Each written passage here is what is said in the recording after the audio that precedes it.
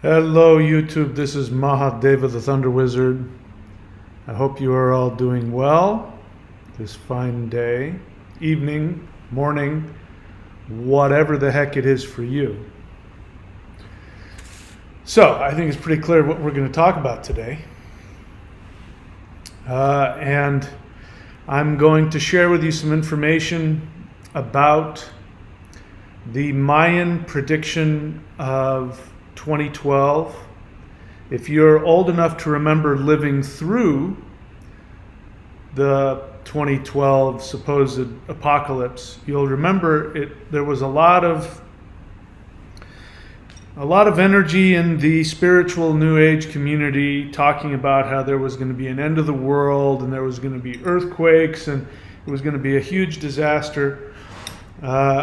And a lot of people were also talking about how it was going to initiate a new golden age of spirituality and all kinds of other things.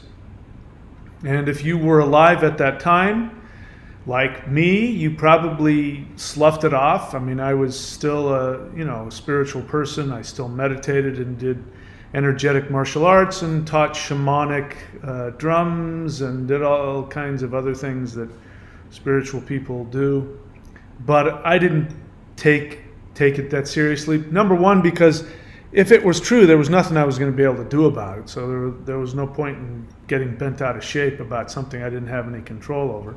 If the world was going to end, it was going to end. There was nothing I could do about it. But the truth is, I didn't really think anything was going to happen because I've been alive long enough, and even then I'd been alive long enough to hear a lot of that nonsense, and nothing ever happens.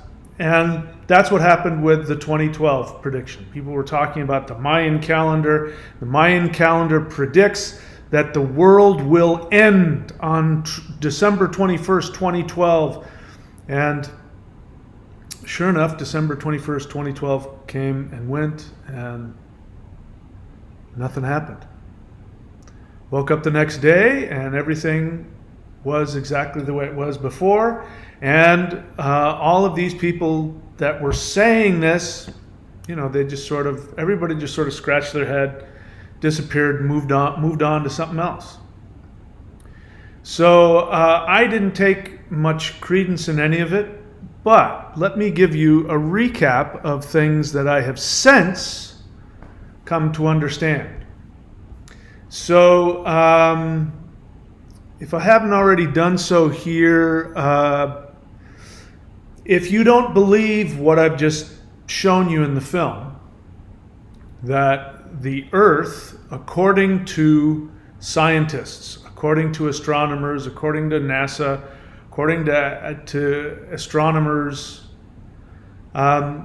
they have been telling us for decades that our planet was on the outer fringes, on literally the very end, almost flying off of the Milky Way Galaxy in the Sagittarius arm of that.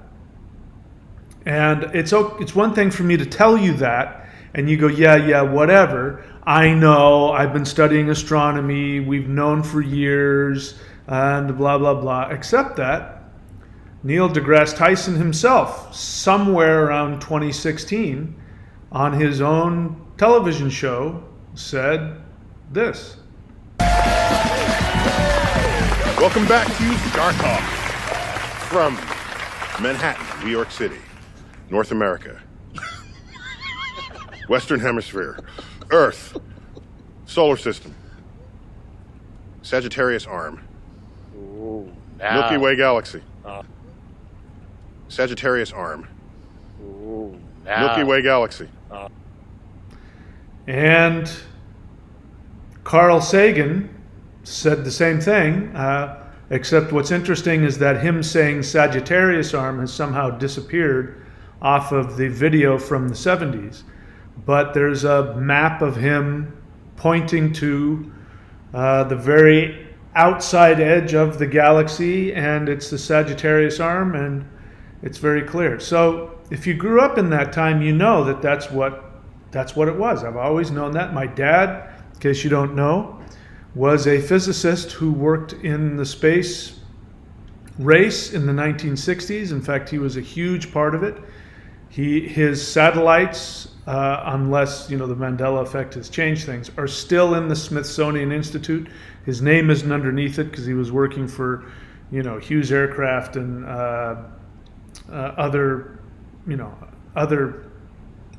space age kind of technology places like that. And he once had the title. It still could be true for all I know, that he had designed more satellites than any one man in the world.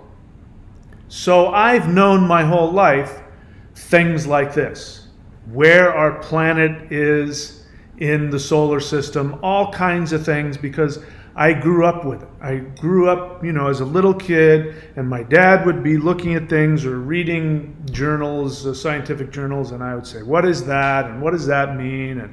And when we would be out camping at night, we would look up at the stars. And the great thing about, there's a lot of things I didn't like about my dad, but one of the things I did like about my dad is that when we were sitting outside looking up at the stars, camping out, I could literally ask him anything, and he'd have the answer for it.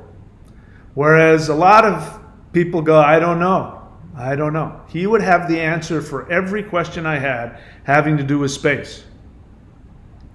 So you may not know that. Maybe you don't remember. Maybe you remember things differently. But when you've got that kind of residual evidence of Neil deGrasse Tyson remembering things the same way that I do, there's at least some evidence that something happened.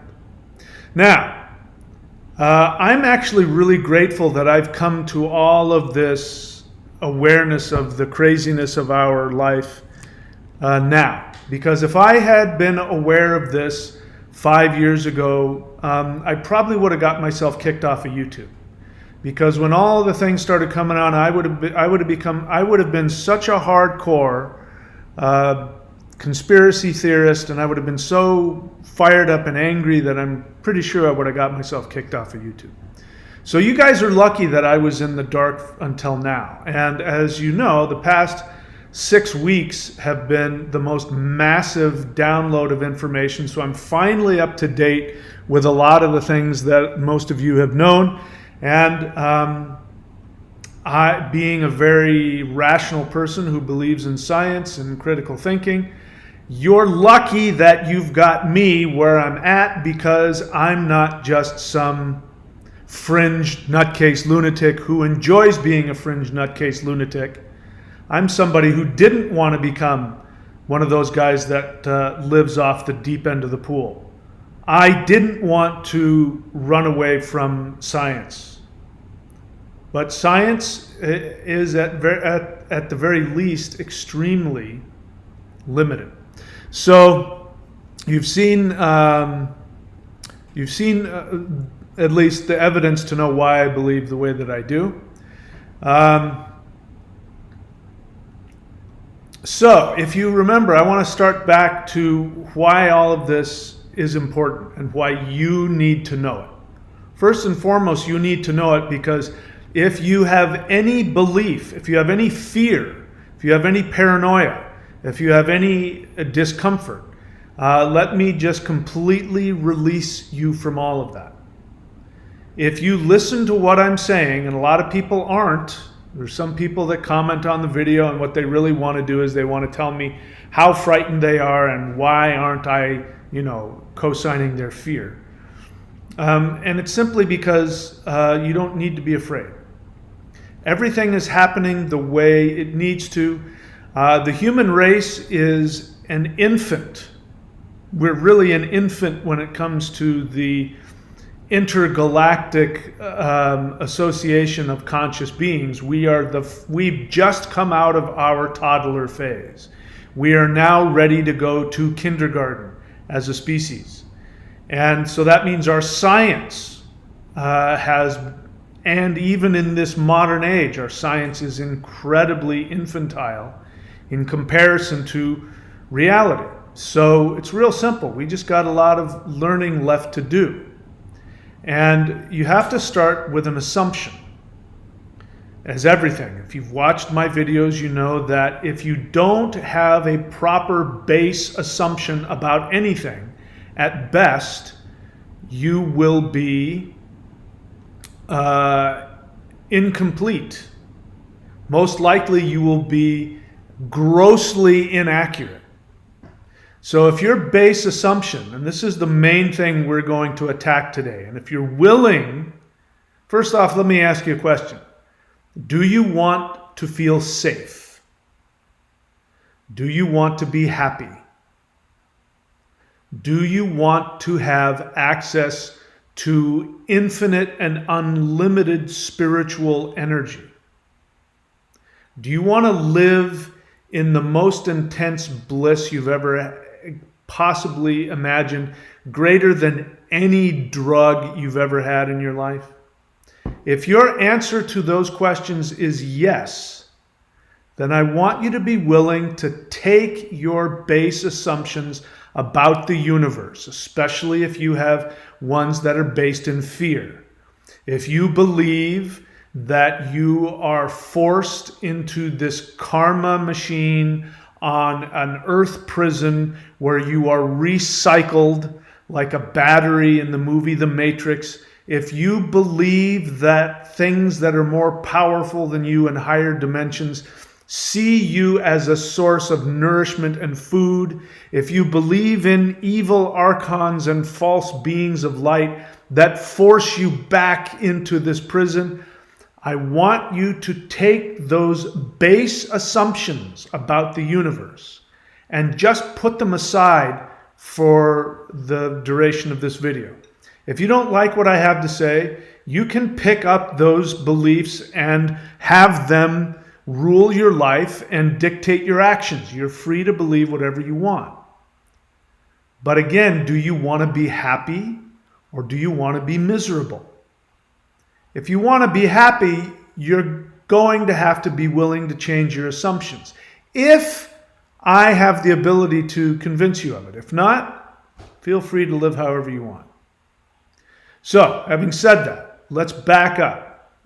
This is what has gotten me to where I'm at now. Way back when, probably 2009, 2010, I may be wrong about my memory of when I first heard about it, but I somehow have this feeling that sometime way back then, I heard about this thing called the Looking Glass Project. If you're not familiar with that, you can Google it. Don't look for it on YouTube because it won't come up.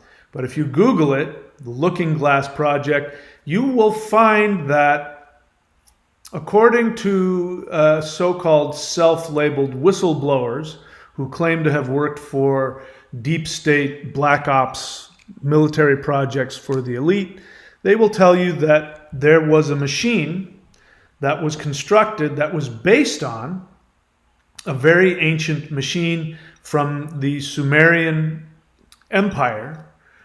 Perhaps that was given to them or they somehow got it from aliens. I don't know.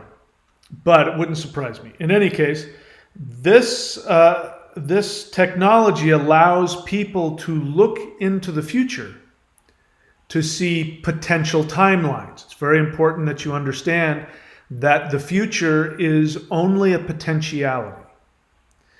And if you have the ability, you can look forward into these different potentialities. And in higher dimensions, different timelines exist as energy potentials. They're not manifested, but they're potentials. So infinite numbers of timelines exist in a potential state. And so if you have the proper equipment, you can look forward into potential timelines.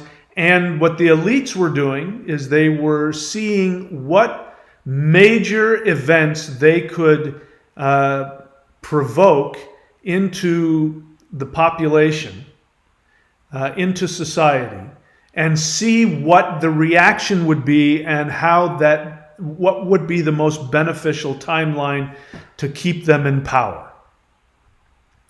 And as I understand it, Saddam Hussein actually had the tablets and or maybe even some of the old technology. And that's the real reason why Dick Cheney made up the lie that there was weapons of mass destruction in Iraq, and that's why we went into Iraq. Some people could say that is how Osama bin Laden was used, that he was actually a puppet of the CIA and was created as a diversion, and that the whole 9/11 attack was not just hoaxed, but was actually planned out by deep state elite people who did that, knowing that that would create a basis for going to war, which would then create a basis for going into Iraq. And because if you know, the whole point of going into Iraq and that whole war was about getting a hold of the oil. Remember that? And did we hold on to the oil? We didn't. We went in there and we didn't secure the oil fields, and then we pulled out and we left. We stayed in Iraq for a really long time and got rid of Saddam Hussein. So they did that so they could get, according to the whistleblowers, so that they could get a hold of this information. And so they hooked that up to computers, and they were able to use computers to try and figure out, if we do this, what will be the result of that timeline? And they were looking for the ones that would continue to keep them in power. And what they found is that when they hit 2012, everything would stop. That there was something that happened after 2012, that whatever they did after 2012 to manipulate the timelines, always invariably, no matter what it was, would come back to this massive awakening event. And when the world awakened to a higher awareness, they lost all of their power, and this was absolutely frightening to them. So this is coming from so-called whistleblowers who were saying this around 2009. So if you find the recordings of the guy, I believe it's around 2009 that he's saying that what they saw was, no matter what manipulations they did to the timeline, sometime after 2012, something happened where they couldn't get past this massive ascension event. And whatever they did after that, after 2012, would only result in further hastening the awareness of society. So there's that. So hold on to that. So you got to think, what was it about 2012? I heard about that. It's interesting. Even lately I heard about it and I thought that's interesting, but I don't remember anything happening in 2012. I really don't. I don't remember any. I didn't feel any change. Nothing really happened. The end of the world didn't happen, and there wasn't a massive event of any kind that I was aware of that changed anything. Things continued to get worse, in fact. So I wrote off 2012, except for the interpretation that said that the Mayans weren't predicting the end of the world. They were just predicting the end of this age, and it was going to create a new one. And with that, who can, that's acceptable no matter what. Things go good, things go bad. You can go, oh, it's just a shift. We're moving from the Piscean age to, the Aquarian age. It's not a big deal, right? Wrong. So, all right. So the age of Aquarius, we've been hearing about that from astrological perspectives. And the age of Aquarius has been predicted to be an age of equality among the masses, where the masses rise up, they end up becoming self-sufficient, and it is simultaneously an age of self-empowerment and also cooperation and unity. Now, we've never had that before. The Piscean age, the age of Pisces, which is, the Kali Yuga, the Middle Ages, is really in the deepest part of the Piscean age was the Middle Ages. Also, the deepest part of Kali Yuga was the Middle Ages. And in the Middle Ages, you had the haves and the have-nots like you've never seen before. There were literally people living high above in castles, and then you had the masses of people who, if you wanted to survive, you lived on some giant plot of land that was owned by some elite guy in a castle, and you literally lived in your own filth. And you used your own excrement to fertilize the plants that you ate, which is why whenever you see cartoons or depictions of the Middle Ages, people are literally eating slop because they have to boil the crops that they pull out of their own fields and boil them because they've used their own excrement to fertilize it. So people lived in just horrible filth, and it was awful. That was the Piscean Age. The Aquarian Age that we move into is where all of that have and have not is wiped out. There is a leveling of the playing field literally completely, and we get rid of all of the systems of the banking system ruling over and the governments, and people are self-empowered, and yet they cooperate with each other.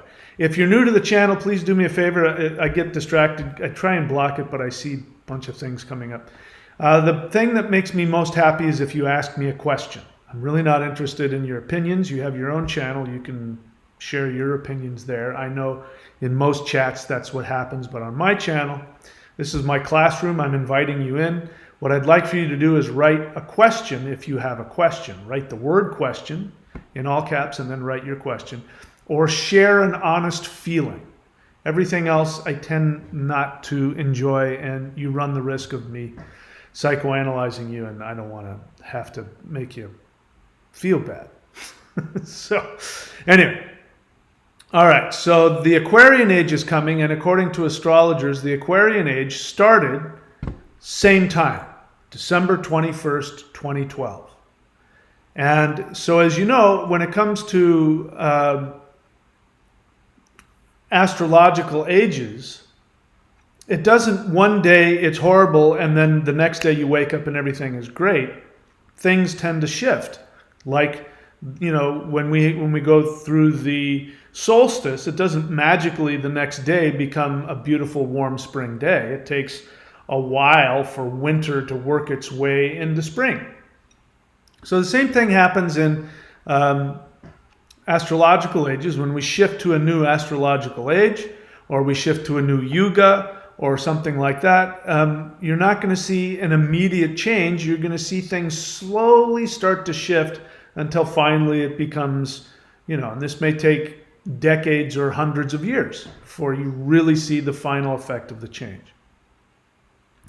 So the Mayan calendar, what I want to read to you. So if, I was there and I remember hearing over and over and over and over again about the Mayan prophecy. You just, wherever you went, you heard about 2012 and you heard about the end of the world, or you heard about the new golden age, and you heard it over and over and over and over and over and over and over and over and over. And as I said, nothing happened. And then afterwards we said, well, they didn't say it was the end of the world. They said it was the end of an age and the beginning of a new age. And we all went, oh, well, that's nice. And we went on with our lives. But after coming to realize what I've shared with you here, that we now know that the earth has shifted. I mean, you can't deny that.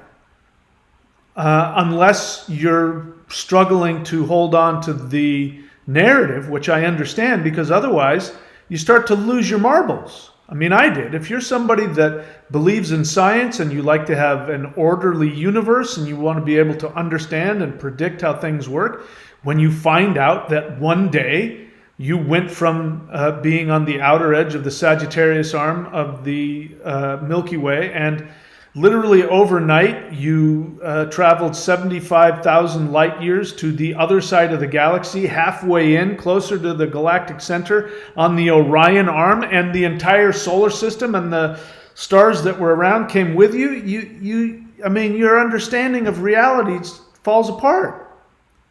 forget about, the Mandela effect and history changing. That was bad enough. But when, the entire solar system moves overnight and nobody seems to remember it, that's a big deal. So it made me think about, as I'm looking at the Mandela effect, it seems to have a correlation around 2012. If you look back at a lot of the residual evidence, you find that the residual evidence is before 2012. I played you, I can play it again if you want. And this is just a quick, a quick Mandela effect of, I believe this is Say Goodnight Gracie. And the residual evidence is from before 2012.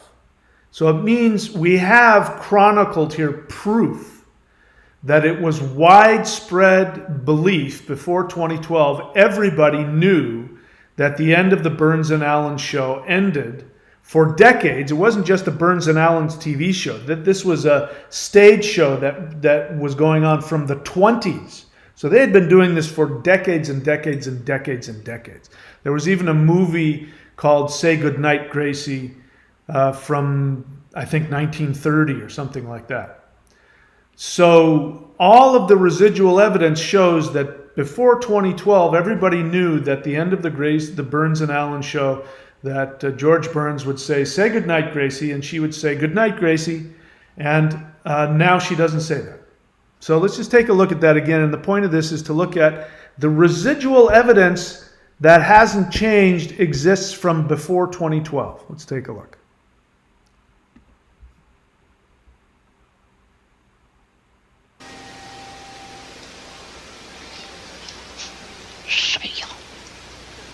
Say goodnight, Gracie. Good night, Gracie. Say goodbye, Data. Goodbye, Data. Was that funny? Accessing. Huh. Burns and Allen, Roxy Theater, New York City, 1932. It still works. But we have to say goodnight now. Thank you. Now say goodnight, Barbara. Good night, Barbara. Say goodbye, Spock. Goodbye, Spock. How about saying goodnight? Yeah. Oh, good night. Good night. Yes. Say goodnight. Good night. That's it. That's it. Say goodnight. Yes. Good night. Say goodnight. Thank you. Good Good night. night. How about saying goodnight? Yes. Good night. Good night. Say goodnight. Good night. Okay, so the point of that, again, if maybe you don't understand the concept, I found that some people don't understand the concept of the Mandela effect. That some people have written on here that Mandela didn't die, etc., etc., and I'm like, that's not the point. The point isn't, do you remember him dying in the 80s? The point is that some people do have that memory and other people don't, which indicates that there's a possibility that either history was changed or different timelines. So the whole point of that, I remember, because I, being born in the 60s and growing up in the 60s and 70s, Goodnight Gracie, there was reruns of the Burns and Allen show on TV, and you saw her every single night. He said, say goodnight, Gracie, and she said, goodnight, Gracie, every single time. So it's, you either allow yourself to be gaslit into the new understanding of history, or you start to feel like you're going nuts, and you just don't deal with it. And sometimes it's, I could get into it, but there's a video of the Kennedy assassination where you hear the guy talking about the guy who first got his hands on the Zapruder film, and he talks about all that, and you see the Zapruder film that shows a 6-seated, 3-bench seated car where JFK was assassinated. And then in that same video, it was done by ABC or whomever it was, big news company. In the next scene, they show a picture from Life magazine from 1963 where they show a picture of the car, and it's only a 4-seater.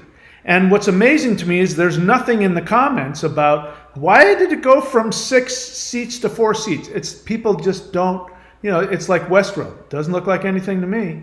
They just, you don't, your brain just won't acknowledge it because it's just, otherwise reality falls apart for you. Unless you change your understanding of reality, which is what I'm doing and what I want to give you an opportunity to do as well. So, back to the Mayan Prophecy, 2012. Mayans were supposedly prophesying that the end of the world would come December 21st, 2012, or at the very least that a brand new age would come about. But what we didn't know, and the people who were researching this didn't know, is that they didn't understand the basics of, and nobody knows this now, the basics of what science says. And when I say science, I don't mean human science.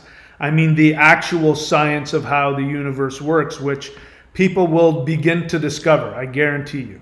People will begin to discover that when you look up in the sky or through a telescope, you are not looking into an empty space filled with a bunch of things floating around. And, the idea of looking for a planet that has life on it. The assumption of that is that everything is dead.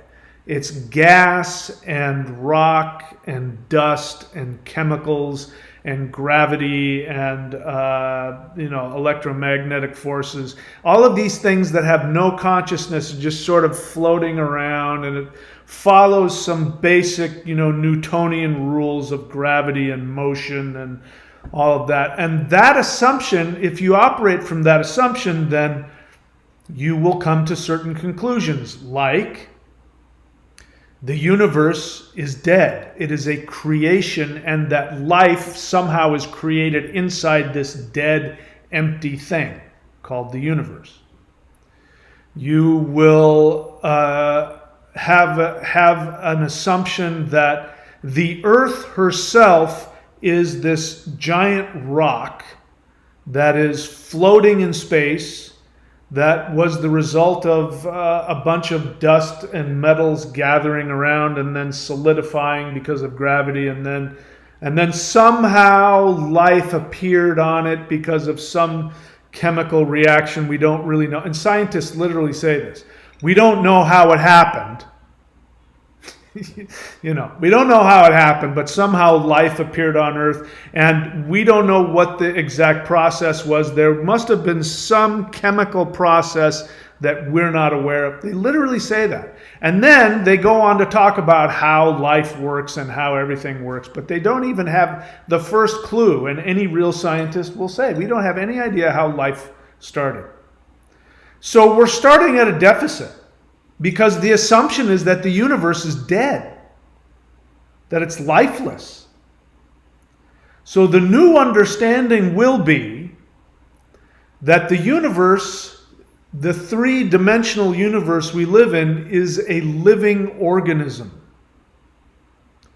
It is a living organism, and that all of the bodies that we see in 3-dimensional reality, the stars, the planets, the nebulae, the giant clouds of dust and gas, these are actual conscious beings that have an interrelated relationship. So I would like for you to look in your mind at the diagram of, the hydrogen atom. It's center of the molecule with this thing, circling around it, or you have that different chemicals, have that same thing. There will be some kind of a nucleus with things, protons and neutrons and orbiting around and all of that, right? And this is inside of your body. You have these things inside of your body. Your body is a living organism. And it is a community of living organisms. Each cell in your body is a living organism, and within the cell, there are multiple things inside of the cell that cooperate and communicate. So we understand it inside a living body, and these things move around, and we have volition. We can move ourselves around. The entire solar system of Mahadeva can move around, go and make some tea and get something out of the refrigerator. And we know that, but we don't apply that same fundamental understanding to heavenly bodies. We figure that gravity is forcing them to do this and to do that. Well, what if you change all of that? Because that's where science will go. What will happen is that scientists will understand that what is behind the processes in our three-dimensional space is not just the laws of motion from gravity, it's consciousness. That these stars, that these planets, and these solar systems, our solar system is a unit. All of the planets in our solar system function like a cell. Look at it. You've got the sun in the middle, which is the nucleus, and then you have all of these things orbiting around, protons and neutrons. These are the planets. So our solar system is an entire individual. And our solar system is among billions or trillions of solar systems inside of another giant cell-looking thing, which is the Milky Way Galaxy. There's a nucleus in the center of that, and look at all of those solar systems revolving around that. So the Milky Way Galaxy is an organism itself. It has conscious awareness. It's not just a gathering of things that happen to be orbiting around something we don't quite understand called a singularity or a black hole. We don't understand how it all works. There's all this other stuff we don't know. It is the dark matter and dark energy. We don't understand it, but it affects. All of these things are conscious, which means that our Mother Earth is a conscious being. And she decided to move. She decided to move to a better neighborhood. And she decided to bring all of her kids to a better neighborhood where they would get a better education. She moved closer to downtown.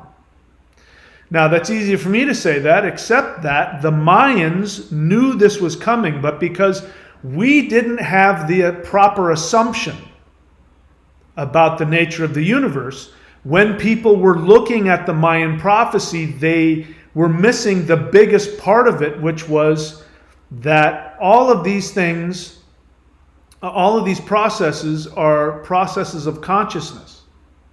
So, I'm going to read something to you. This is from a book that was put together by, I don't know the guy. I found it online in my research. His name is John Major Jenkins, and the book is called Maya Cosmogenesis 2012. And bear in mind, it was written before 2012. So what I get from this guy is a guy looking at this and his mind is being blown, and he's talking about these really crazy things about how the earth is going to, when the sun is conjunct with the center of the cosmos, the center of the Milky Way Galaxy, that the Mayans said that on this particular date, when all this conjunction happens, that the earth would be transported through a wormhole. So he's writing all this, and of course nobody's taking him seriously. If they are, I don't actually know. I mean, he kind of alludes, as I was reading, that nobody this was way back then. He was saying, nobody's taking me seriously, but I'm telling you, this is what it says. And of course now it's all, it's all gone. Nobody pays any attention to it because 2012 came and went and none of this stuff happened. Well, now we know different. So let's listen to what he has to say here. He says, the ecliptic is the path traveled by the sun, moon, and planets through the sky. 12 constellations lie along the elliptic, and the sun passes through all 12 during the course of 1 year. The ecliptic crosses over the Milky Way at a 60-degree angle near the constellation Sagittarius. As such, it forms a cross with the Milky Way, and this cosmic cross was called the sacred tree by the ancient Maya. The cross form was also known as the crossroads. Amazingly, the center of this cosmic cross, that is right where the ecliptic crosses over the Milky Way, and then he italicizes it, is exactly where December solstice sun will be in AD 2012. Remember, he's looking forward. 2012 hasn't happened yet. He's predicting, he's trying to describe what we can expect on December 21st, 2012. So he says, the center of this cosmic cross is right where the ecliptic crosses over the Milky Way, is exactly where the December solstice sun will be AD 2012. This alignment occurs only once every 25,800 years. The Milky Way is observed as a bright, wide band of stars arching through the sky. In the clear skies of ancient Mesoamerica, many dark, blotchy areas can be observed along the Milky Way's length. These are dark cloud formations caused by interstellar dust. So bear in mind what you're talking about here is that imagine the center of the Milky Way, right? So in the center there, which, if you look at it, it says galactic bar, blah, blah, blah. What's actually going on is the center is incredibly bright. And we're looking at it from the side. So imagine, down at the bottom of the Sagittarian arm there, you're at the very edge of the galaxy. If you wanted to look towards Sagittarius, the star constellation, you would be looking directly at the center of the galaxy, which would be this incredibly bright star. But in between where we were and the center of the galaxy is a bunch of stars and a bunch of gas and a bunch of other things. So we're looking at it, it's like this flat, bunch of, stars going in the sky. And somewhere in the middle there is this huge bright spot where all of the stars are being pulled into the black hole. But we can't see that. In between us and them is all this blotchy gas and stuff like that, right? That's what he's talking about. So he says, the Milky Way is observed as a bright, wide band of stars arching through the sky. In the clear skies of ancient Mesoamerica, many dark, blotchy areas can be observed along the Milky Way's length. These are dark cloud formations caused by interstellar dust. The most prominent of these is called the Dark Rift, or the Great Cleft of the Milky Way. It looks like a dark road running along the Milky Way, and it points right at the cosmic crossing point, the center of the Maya sacred tree, right where the sun will be in 2012! Exclamation point. The Maya called this dark rift the Black Road, or the road to the underworld.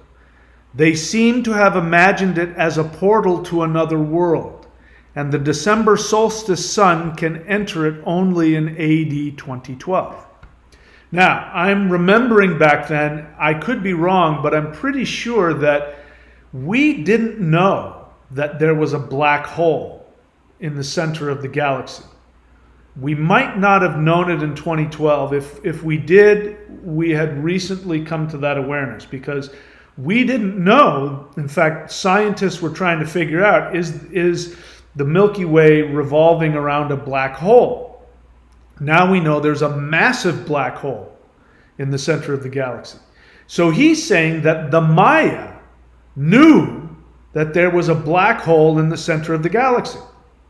And that when our sun aligned with a portal that the sun would be pulled into this black hole, the cosmic underworld. The Maya called this dark rift the Black Road, or the road to the underworld. They seem to have imagined it as a portal to another world, and the December solstice sun can enter it only in AD 2012. He goes on to say, the area of the sky where all of these symbols and celestial objects converge is the center of the Milky Way Galaxy. This was perhaps the most astounding thing I discovered. Remember, this is before 2012, he says. The part of the Milky Way that the December solstice sun will conjunct is also where the center of our galaxy, the galactic center, is located. It is the cosmic womb from which new stars are born, and from which everything in our galaxy, including us, came.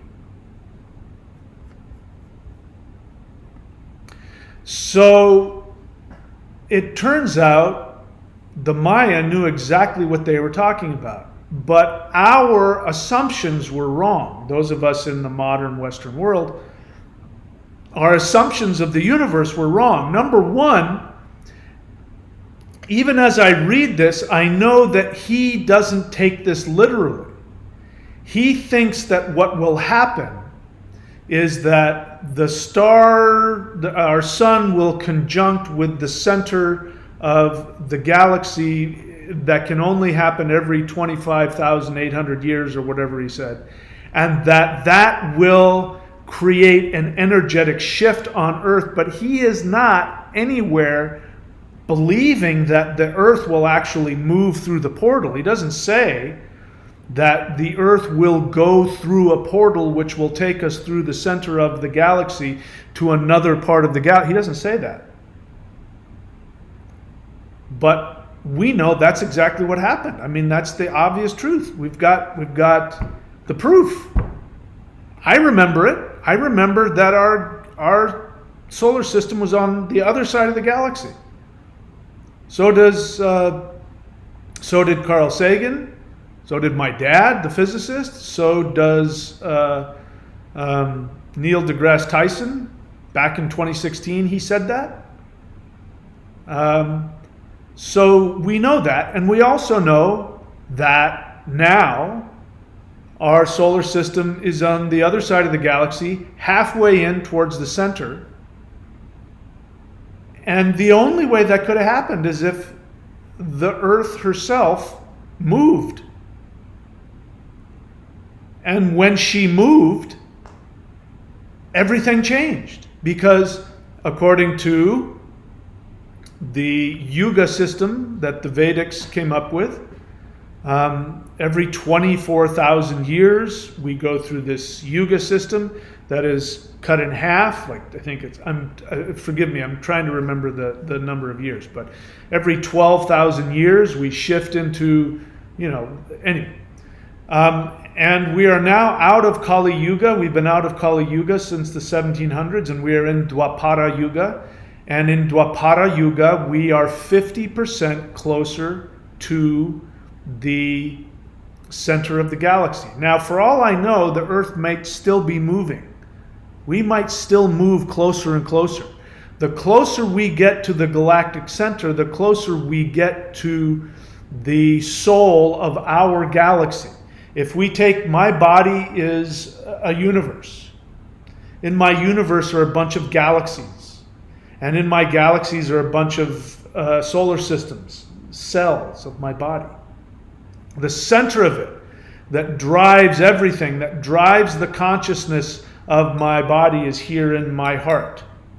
The black hole inside me is my soul. Now, that's a bad comparison because black hole sounds negative, except it's not. It's where all life is formed in the universe. So all of my consciousness comes from this thing inside of me which doesn't follow the rules of physics. It's a tiny little singularity.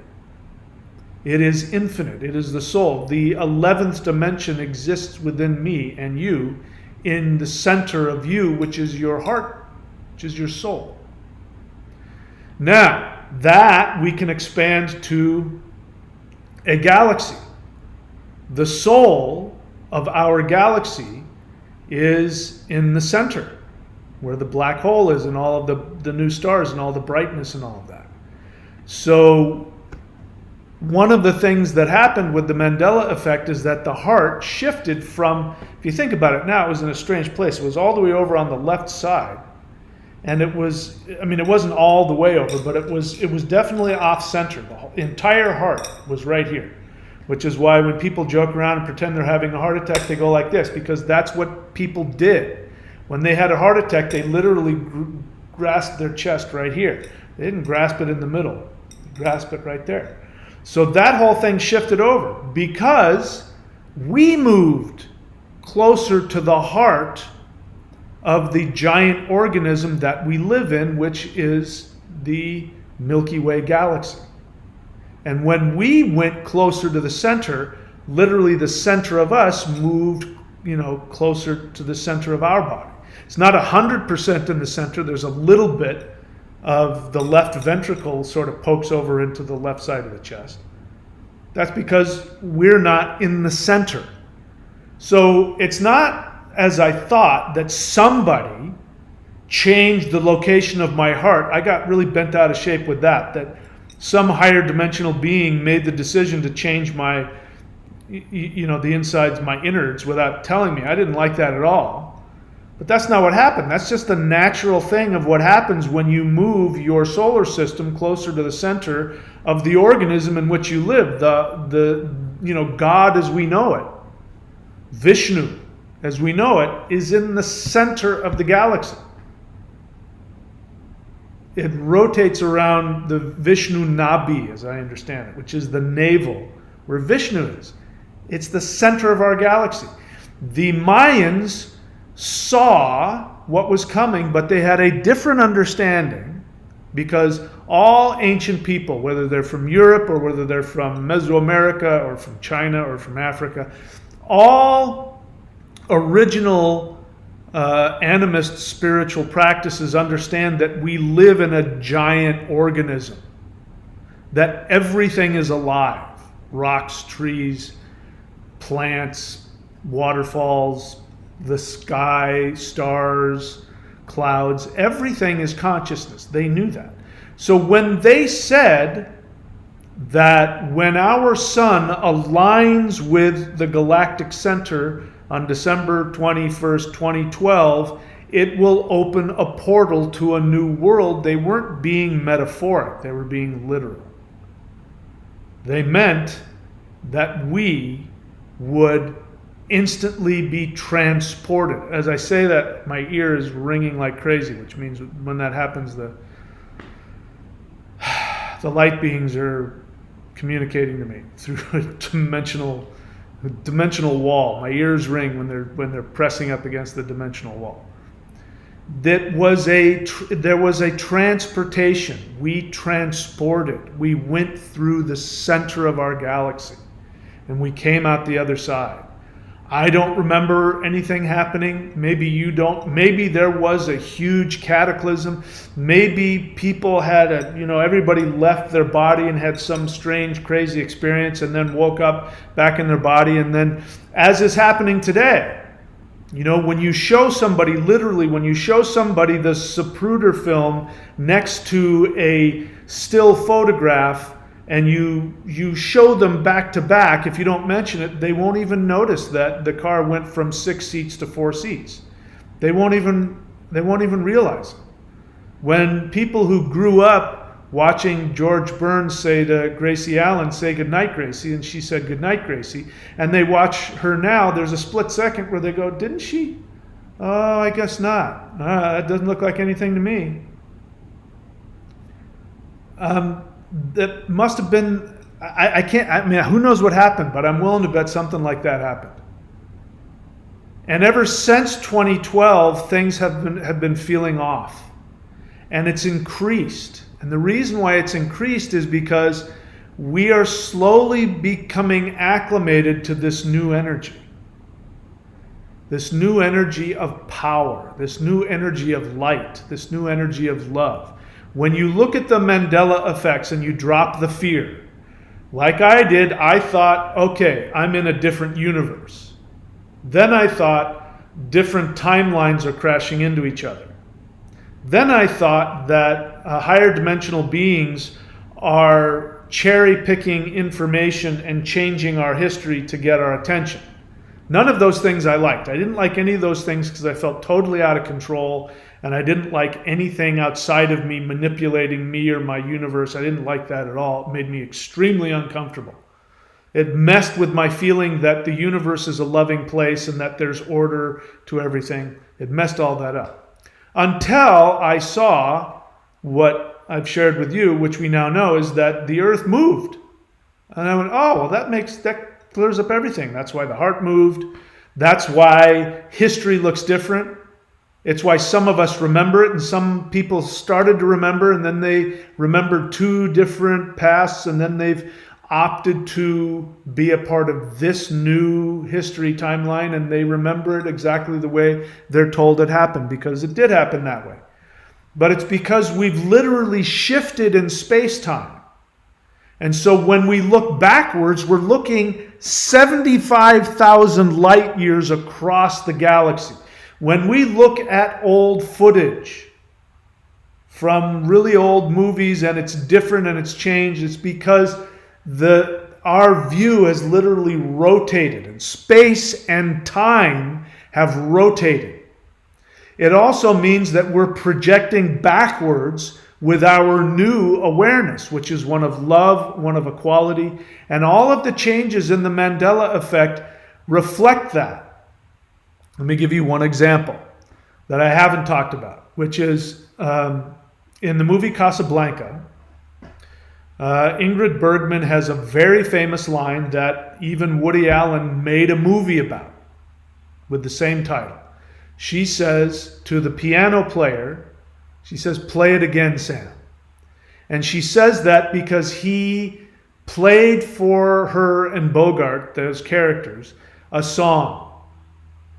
A very famous song, you've all heard it.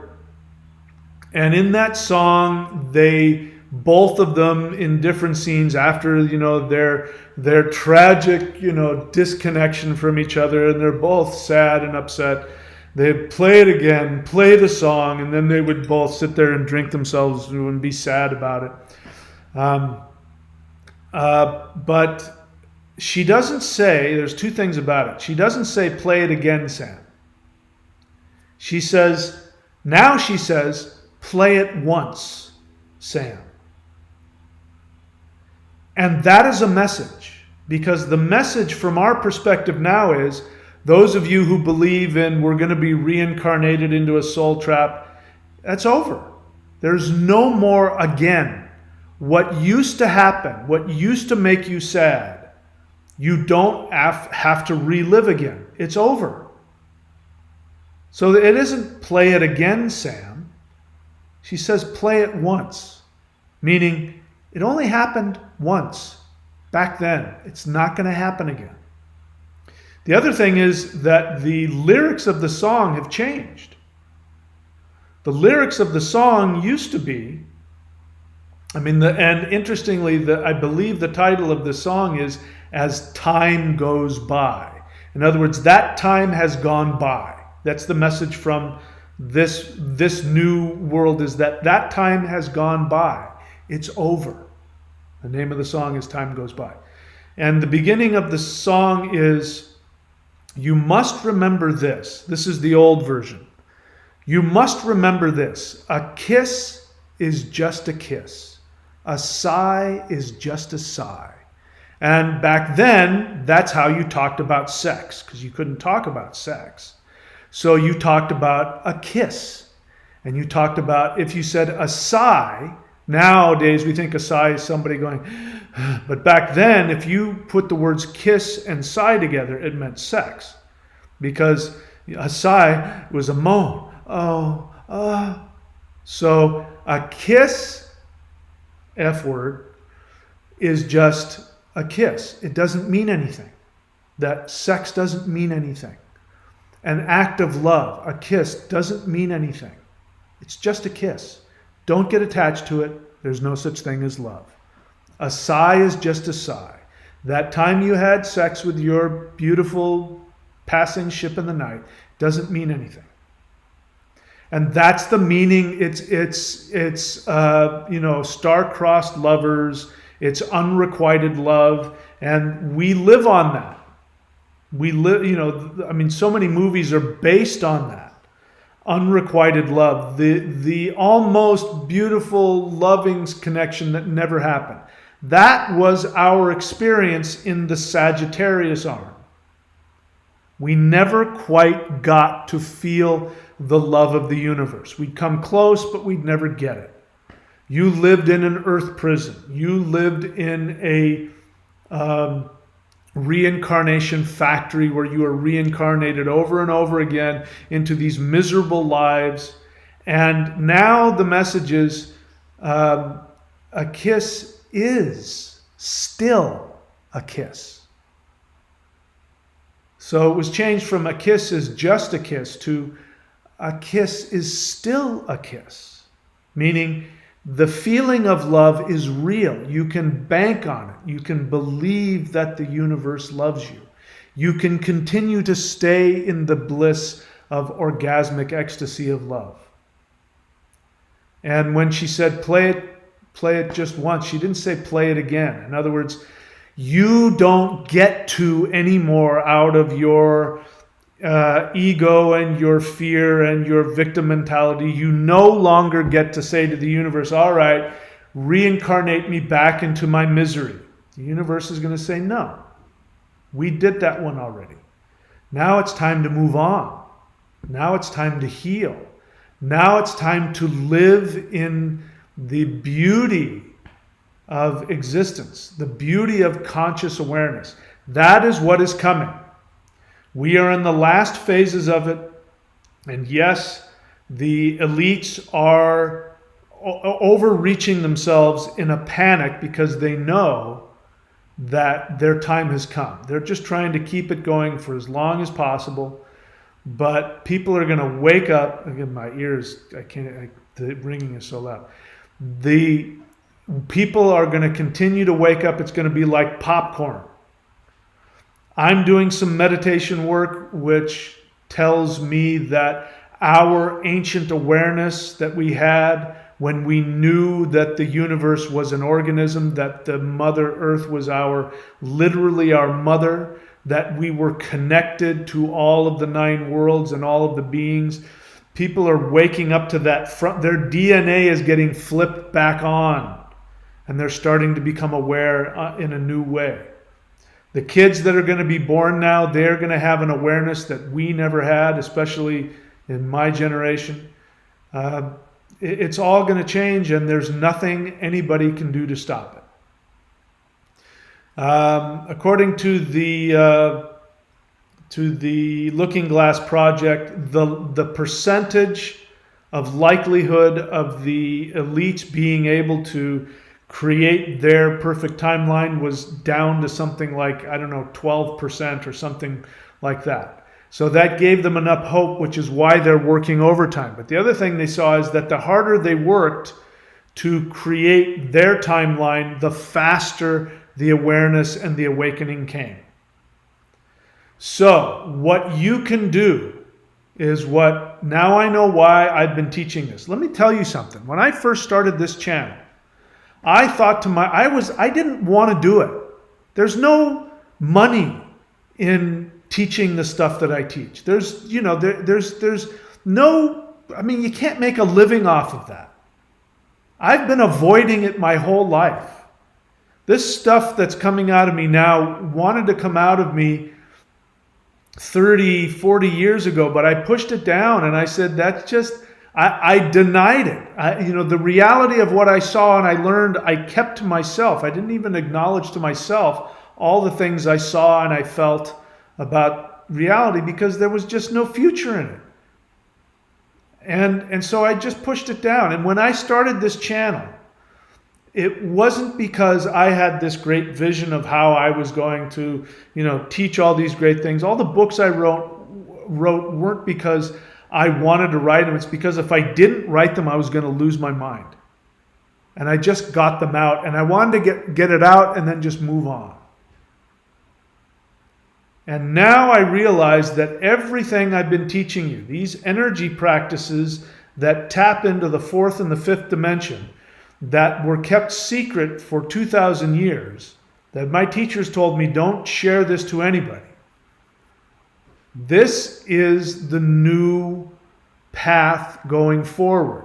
That the information that I and other spiritual teachers are sharing about these energy practices and meditations is because this is where we are going to live. And if you want to destroy the elites, if you want to destroy their last fingerhold on power, the fastest way that you can do that is by meditating and doing energy work. And if you want the most powerful energy work, I believe, in history on the planet, you can go here to thunderwizard.com and subscribe to the 90-day lightning qigong. Or you can do the free stuff on here, the Awakening the Immortals qigong, any of the stuff that I teach, work with runes, do the Maoshan practices, which are the elite level stuff. The more that you do that, you literally, every single time you do the whole breath, and you inhale and you chant, and you send energy into the earth, every single second you do that, another fingernail of the elites pops out of the system. Their time is up. It's over. Play it again, Sam. No, we played that once already. It's over. So my message to you is drop the fear. I still keep getting comments, people asking me in desperation, and I feel for you, and I understand. The fear of, they want to know the one thing they can do to get into 5D right now because they're trapped in 3D. But that is an illusion. The only thing that keeps you trapped in 3D is your continued indulgence in your fear, in your victim mentality, in your anger. If you're angry towards somebody else, if you have resentment towards somebody else, even if they really did it to you, all of that is going to keep you in 3D, and it's going to keep you away from 5D. The more that you meditate, the more that you do these practices, the triune practice that I teach, which is Qigong, Kundalini energy, and the lightning energy of the heart, which is going to be, that's going to be one of the biggest practices, that people are going to do. Right now, it's completely unknown and almost nobody knows about it. But it's going to be, in the future, it's going to be the main thing that people do because it's going to take them directly to the heart of the Shakti energy of the universe. So if you want to be a part of that, do it. I don't care if you do the free practices or if you do any of the subscriptions or purchase any of this stuff. I don't care. But if you want to make me happy and if you want to send me thanks, please give yourself an hour a day to do any of the practices, whether it's your yoga and your mantra, or if it's your meditation and your qigong, or whether it's your working with the runes and working with the which we now know as a tesseract, working with the tesseract, whether it's doing your CE5, which is human initiated contact with higher dimensional beings. Do something every day or a combination of those things. I guarantee you will. Just remember I told you this. And in 10 years, look back on this time in this video. Look back on your time and your feeling now. In fact, right now, let's do this. Everybody, do this with me. Get in a comfortable position, and what you're going to do is you're going to inhale. Inhale very deeply, close your eyes. Exhale the whole breath with me.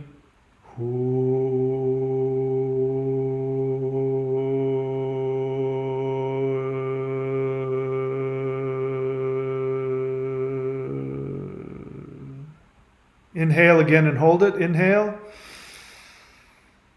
And now I want you to go ahead 10 years in the future. And what do you see? Exhale with the whole breath. Go 10 years in the future.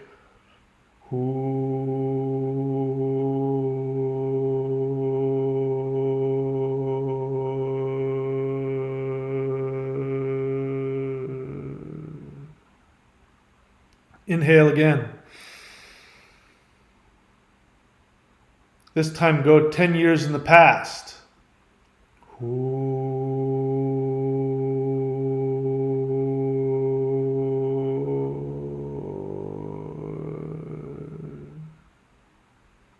Open your eyes, come back to the present moment.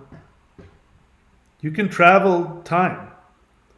You can go through the portal back into the past where the earth used to be, and you can tell yourself it's going to be okay.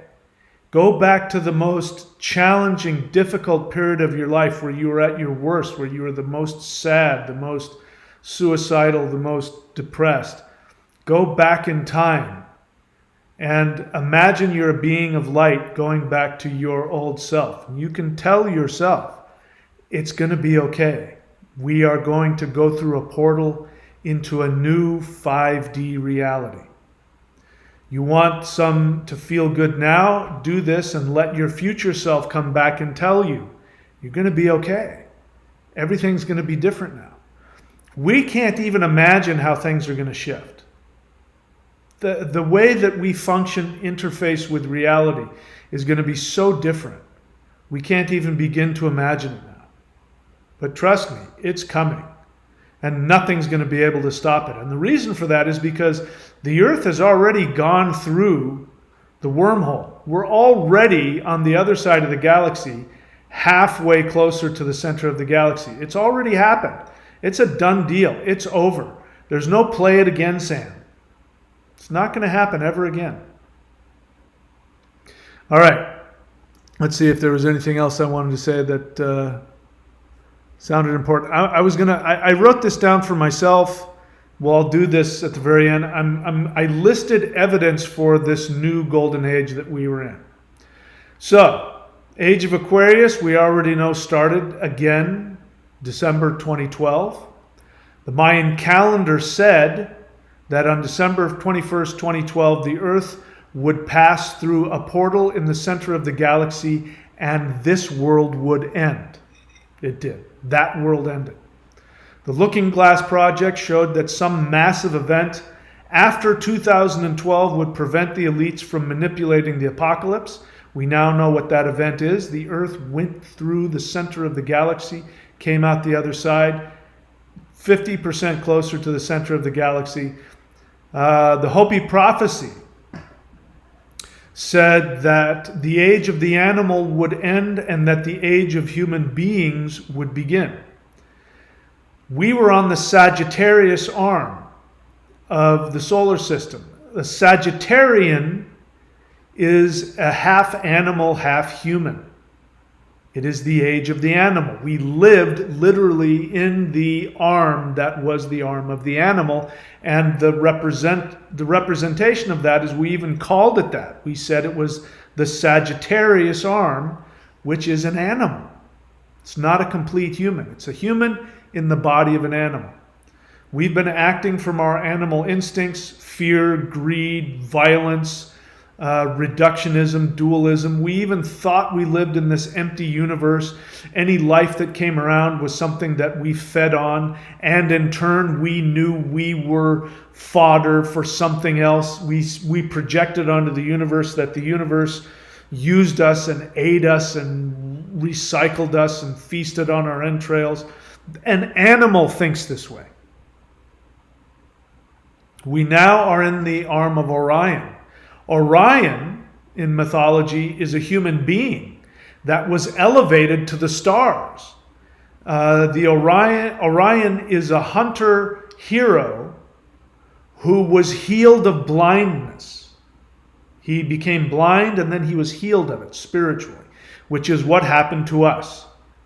The Mandela Effect of Risky Business, the famous Tom Cruise movie, he no longer comes out and dances with sunglasses on. The sunglasses are gone. It means we can see clearly now. The message is very clear. Dwapara Yuga says that when we're in Dwapara Yuga, we are halfway closer to full awareness, which is exactly physically what happened. Our solar system moved to a point where it's almost halfway inside I can't even believe it. I can't even believe it. Our solar system is smack dab between the edge and the center. That's unthinkable. When we used to imagine that, scientists would say, no, if we were that close to the center of the universe, or the center of the galaxy, we'd be blinded with light. I mean, look out, it's very dark out there. We couldn't even conceive what it would be like to have our solar system that close to the galactic center. And yet, so it is. And a lot of people say that the stars look brighter now. The stars look bigger now. I've actually thought that myself. When I've gone out and looked at the stars, I've had this feeling that it all kind of looks a little brighter and closer than it did. I didn't really think much about it, but now that I think about it, that's been my bodily feeling when I go out and look at the stars. So the 2012 prophecy was correct. We did go through a wormhole, through the black hole in the center of the universe. We came out the other side. And the age of the animal has ended, and the age of the cosmic mind beings has begun. So that's a great quote. I hope I remember it, because in my ethnic background, my pre-Christian ancestors, humans were called Man, both men and women. Man means mind. It also means the moon. The moon reflects the soul. We were cosmic beings of mind until Christianity came around, and then we became Adam. We became pieces of dirt, literally. Adam means, a clump of dirt. Human comes from the same Latin root, which means clump of dirt. But Man is the meditative mind, and we used to identify with our meditative mind the reflection of the soul. And now we have moved from being clumps of dirt to bright, shining beings of cosmic mind. And we are in that age now. You can be there now if you want. But you're going to have to drop any fear that you have. And it's frightening to trust the universe. I know. You will have to trust the universe. You will have to learn to love yourself completely and unconditionally. So no more criticizing of yourself. No more comparing yourself to other people. No more being envious of other people, what they have, and saying, I'm not as good as they are. No more projecting yourself a degradation on others by judging them and saying that they're bad or they're wrong or they're evil. No more blaming the elite who do exist. No more blaming them for your reality. No more blaming them for your poverty, your misery, your illness. No more blaming your parents, because that history is over. You remember it and you've recorded it into your unconscious. But that history is gone. The only history we have is what started in 2012. From then on is our history. And from then on, you've had the choice to become anything you want. You can be as powerful and limitless as you want if you decide to be. But you'll have to get over the false humility, which is, I'm just, you pretend that you're not full of greed and ambition and anger, and you say, I have no ego. No, you have an ego. You love yourself. And you see yourself as an infinite being of light. The shamanic song that came to me when I asked for one back in 2009, I just simply in meditation asked for a song. And the phrase that came into my mind, which I've never forgotten, which I am now chanting every day when I do my my meditations. What came to you, and if you want, you can use this song for yourself as well. If you want to make this your defining spiritual song, go right ahead until you find another one. And it is, light flows into me from the heavens above and shines out as through a diamond in all directions, healing, enlightening, and transforming the multiverse. That was given to me. I didn't think much of it, but now it is absolutely the truth. And you can tell yourself that. Want me to repeat it? I'll write it down for you. You can use it for your own if you want. It goes like this. Light from, light shines down on me from, light shines down from, light flows into me from the heavens above, Light flows into me from the heavens above, shining out as through a diamond in all directions, healing, enlightening, and transforming the multiverse. There you go. That's your song. If you want to chant that to yourself or create a sing song out of it, if you do that, it will program you. It will program you into this age of the cosmic beings of mind, which is who we are now. We're no longer clumps of dirt. We're no longer animals. We are the elves for the coming beings. There are people being born, and there are biological life forms that are evolving on other planets that need elves. They need shining ones. Elf means the shining one. They need beings who will visit them and teach them the truth that we've been learning from the elves, which is that we are simultaneously need to follow what's best for our own soul that also helps every other conscious being in the universe. That has always been the message of the elves. We now have an opportunity to be that for upcoming beings on other planets, in other dimensions, in other solar systems. Maybe there's an Earth still back on the Sagittarius arm, and we can be the elves, we can be the future bodhisattvas and look back on them. You can become a bodhisattva right now. And if you don't feel it, that's okay. Act in accordance with the truth. People ask me, how do I get out of 3D? It's real simple. It's not easy, but it's very simple. You forgive everybody that's harmed you. You go back and you find all of the ways that you helped to create the situations where people hurt and abused you, and you look at your own selfishness. You meditate on a daily basis. You do energy work on a daily basis. You seek to see yourself as the perfect being of light that you are.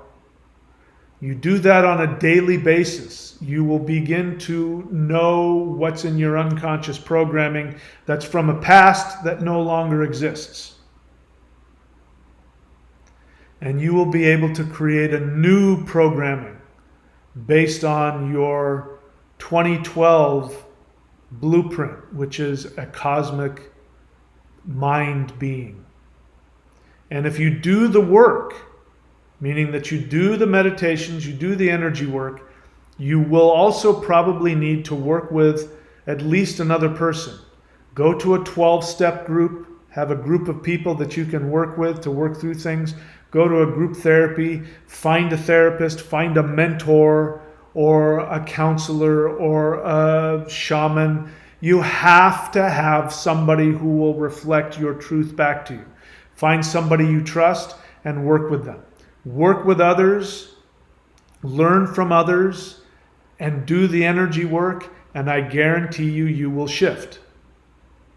Drop the fear, drop the negativity, Drop all of the conspiracy theories except for the truth that there's still a few people hanging on that are trying to control us, but they're humans and they're almost gone. Other than that, you can forget all the rest of it. There's no archons up there trying to lie to you. You don't live in a computer program.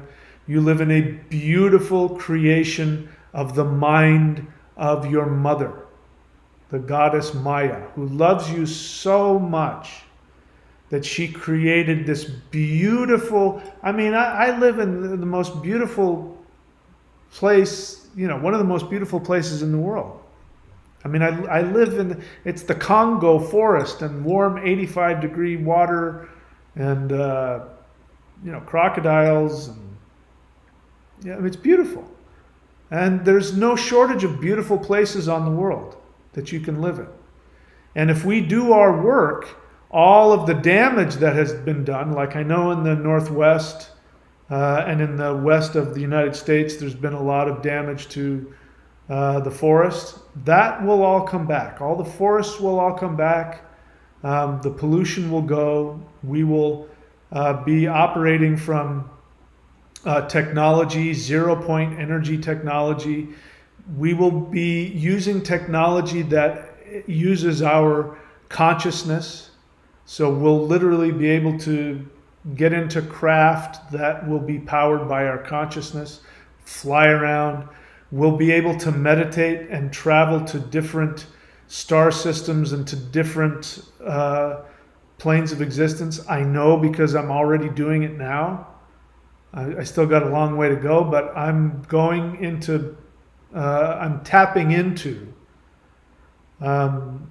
dimensions that I never tapped into before. This is doing 40 years of high-level energy work, working directly with beings from higher dimensions that I still can't comprehend, that are it's going to be a whole different age. It's going to be the most magical experience human beings have ever had. I already live. My actual everyday life is more unbelievable than any science fiction movie I've ever seen or any fantasy novel I've ever read. Because they were trying to figure it out. I'm living it, and it's far beyond that. And I've just barely, scratched the surface, if you can even say that.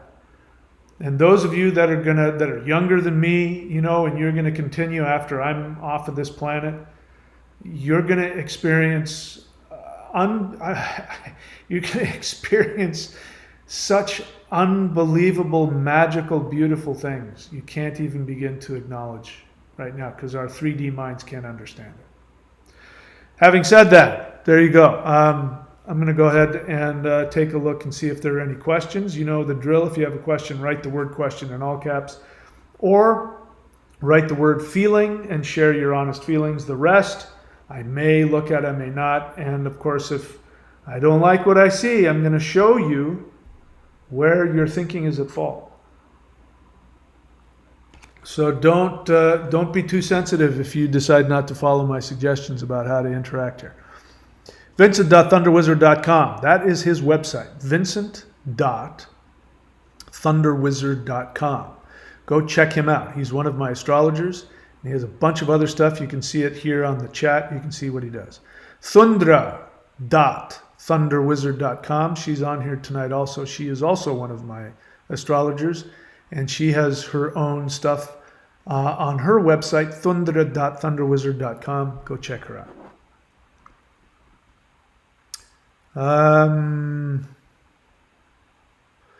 Let's see. Zeralath question. Hello, Paradise Unlimited says hello. Hello, Zeralath question. Science, which of course is not science anymore. That was, the science that we had, the physics, even the physics that my dad used to put satellites into orbit. That science is about as advanced as using leeches to cure you of something. So science, you say, science says, we will see Betelgeuse explode this year soon. What does that star represent in Vedic astrology? I don't know. You let me know. You can search that and let me know. I'd love to hear about that. Jedi Black Knight knows. He says it's Ardra Nakshatra. So there you go.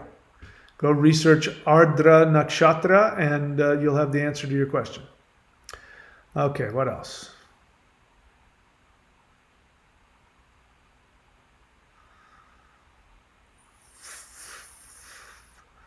Zeb 89 International. If you want me to see your question, that's why I say write the word question in all caps.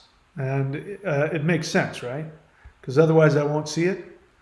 So in the future, please do that. You say, then why do Mandela effects still happen after 2012?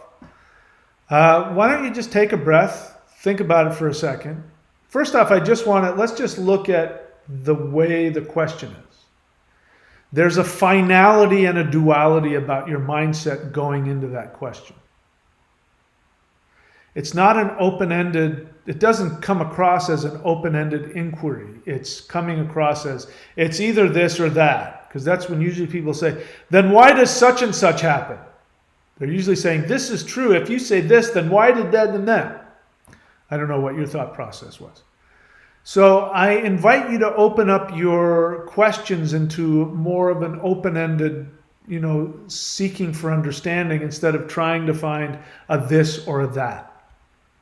So Mandela effects happened. I didn't say, did you hear me? See if you can remember me saying, go back and rewind and see if I said, because 2012 happened, Mandela effects happened, and they're never going to happen again. Did you hear me say anything like that?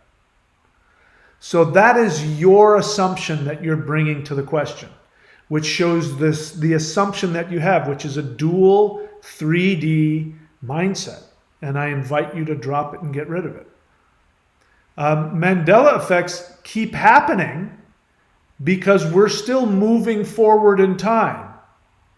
Because the light takes a long time to travel.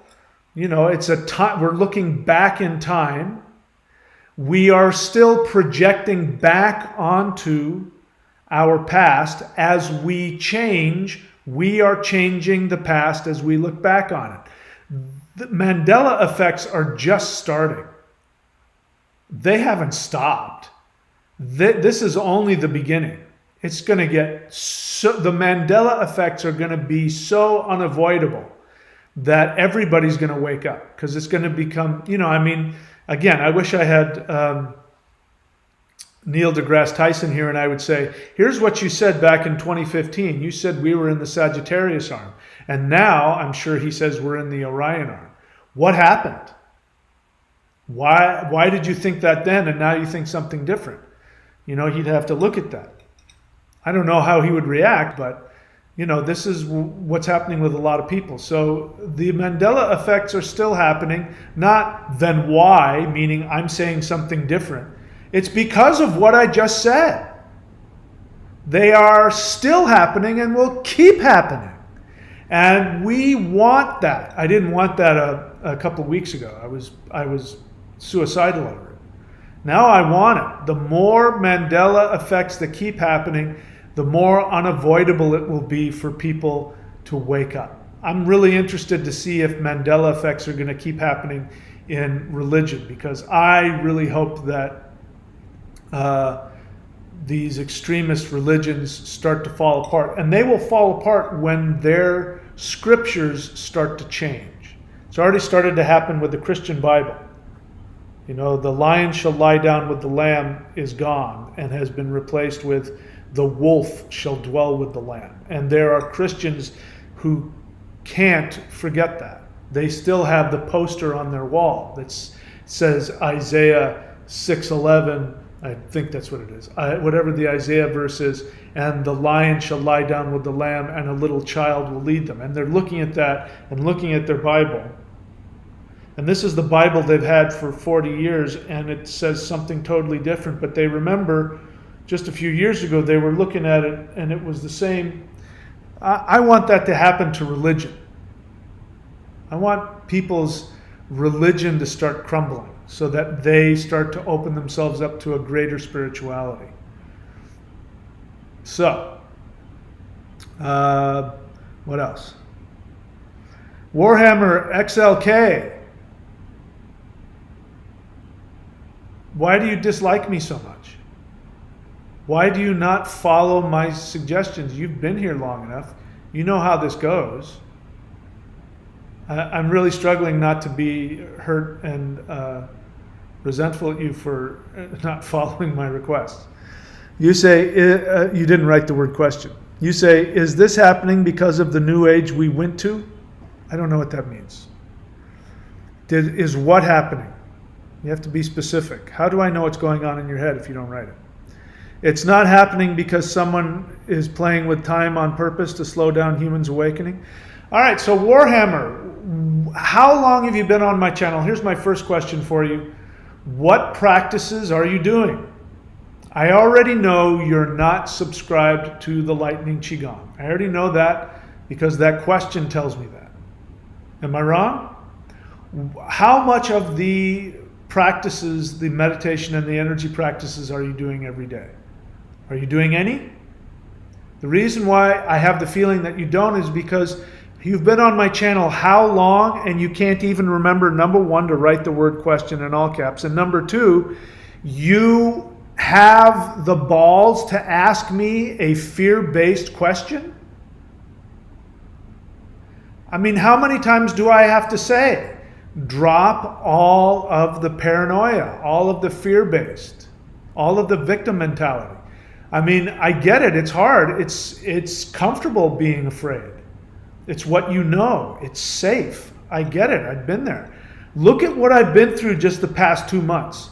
Go back and watch videos I did a month ago and you will see me wanting to blow my brains out. Me wondering who's changing time. Who's doing this to me? Who changed the position of my heart? Who's doing it? I'm no different than you. It's our animal instinct. Do you want to be an animal or do you want to be a human being? An animal operates from fear. An animal assumes somebody's doing something to them. Warhammer, you come onto my channel and tell me if I'm wrong. You go and watch a bunch of other channels that tell you that they're out to get you. And you want to hear all the conspiracy truths and or theories about how they're doing it to you. And that's why you come onto my channel and keep asking me questions that you know I don't agree with. It's not he says it's not happening because someone is playing with time and purpose to slow down humans' awakening. No. No. Other way around. The light being, I'm telling you, the light beings are sitting there right next to you. They're just on the other side of the dimensional barrier. You can't see them, you can't hear them, you can't feel them, but they are waiting for you to drop the fear.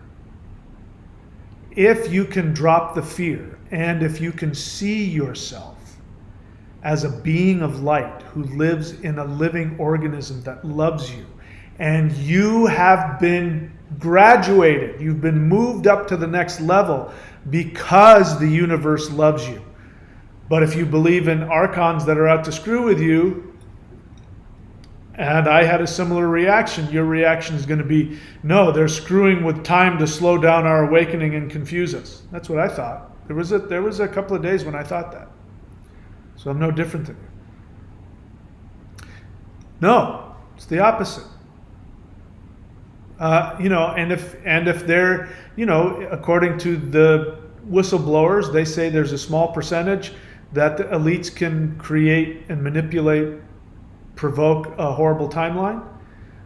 If you don't want that to happen, it's real simple. Just go meditate. Go meditate, do your energy work, say that thing I just wrote down on there about light flowing into you, and memorize what I wrote on there and say that to yourself. And I guarantee you the elites will fall. Olivia Rackley question. Anyways, Warhammer, I appreciate your question. My apologies if I was, came on too strong, but I actually do appreciate your question and I completely understand where you're coming from. Olivia Rackley question, can you use any type of AM, FM radio to correctly do a CE5? I don't know. They like walkie-talkies. So you can go to the toy store and get a little walkie-talkie from a toy store. They specifically like, I'll show you what it looks like. Oh.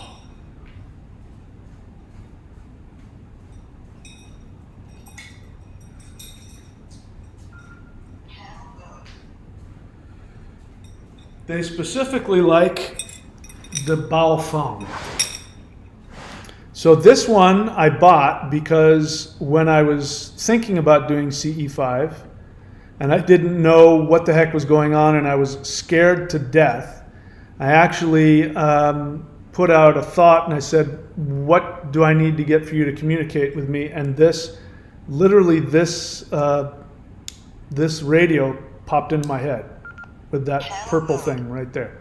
Just for a split second, popped into my head and I didn't know. And I went and I remembered it. I remembered that it had this circle here and that button was there and that this was purple. You know, there was I saw it as purple like that. And I went and found it and it was actually a discontinued version. And I found that this one, you can actually, if you put any kind of electrical source to it, it actually makes this noise. Whoops, that was the wrong one. It makes, oh no, that's the right one. Panel mode. Makes this noise. If you have any kind of electromagnetic energy, but the new ones are better insulated so they don't. If you put like this up against the back of a new one, it won't make that noise. So now I know they like this one because it's easier to manipulate. I'm going to leave it on in case they want to say hello. They don't have to, but I'm not expecting anything. But we'll leave it here, and you'll be the first to hear if they decide to play with the radio. So to answer your question, correct CE5. I don't use radios anymore to do CE5. Because that was just for me. I needed that the first CE5 I did. In case you don't know, you can look up CE5, Close Encounters of the Fifth Kind, which is human-initiated contact with, they call them extraterrestrials, but they're not.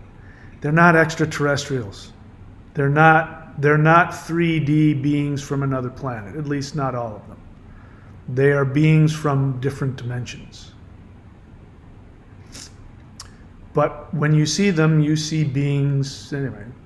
Trust me, at least a large portion of them are not 3D extraterrestrial beings. They are beings on completely different dimensions. They can be with you. You could be surrounded by hundreds of them.